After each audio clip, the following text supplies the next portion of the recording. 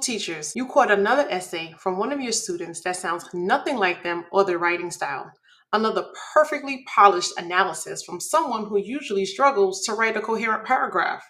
Another late night discovery was that what you thought was breakthrough thinking was actually ChatGPT's work, and you're exhausted from playing detective. You became a high school teacher to inspire critical thinking, to help students find their voice, to prepare them for college and careers. Instead, you find your evenings running papers through AI detectors and having uncomfortable conversations about academic honesty.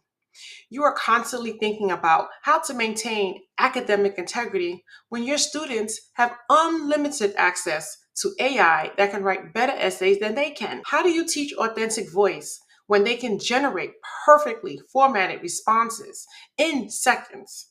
How do you prepare them for college when you're not even sure what's authentic anymore?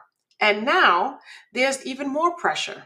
The July 2025 DOE guidance on AI use in schools isn't just suggesting you figure this out, it's requiring that high school curricula teach both AI literacy and ethical authorship. Your students need to be ready not just for college and careers, but also for participating in federal initiatives such as the upcoming Presidential AI Challenge. I see you are caught now between impossible demands. The administration, they want you to embrace innovation while maintaining rigorous standards. Students now, they want you to be realistic about the tools they'll use while also expecting them to develop genuine thinking skills. Parents now, they want you to prepare their kids for the future while preserving traditional academic values. I believe the solution isn't to police AI use, it's to transform how we think about authorship, learning, and student agency. What if instead of catching students using AI, you taught them to use it thoughtfully?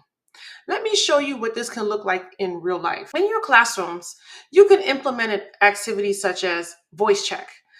Students generate a draft using AI, then become their own editors. Line by line, they highlight what sounds authentic to them, strike through what does not reflect their true voice, and rewrite it accordingly. Suddenly, they're not passive consumers of AI content, they're active collaborators developing ownership and critique skills. Students begin to recognize the difference between AI's generic voice and their own unique perspective. They learn that AI can help them organize thoughts, but can't replicate their personal experiences, insights, or authentic reactions. You can also implement something called the AI use log. So instead of hiding the process, students document everything: prompts that they use, what AI produced, what they have changed, and why.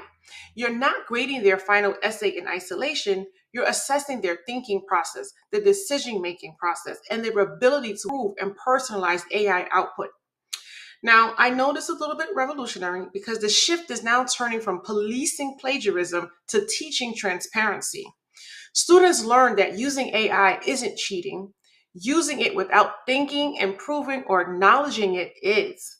This approach develops the exact skills the new federal guidance demands. They become ethical authors who understand the systems behind AI, not just passive users of it.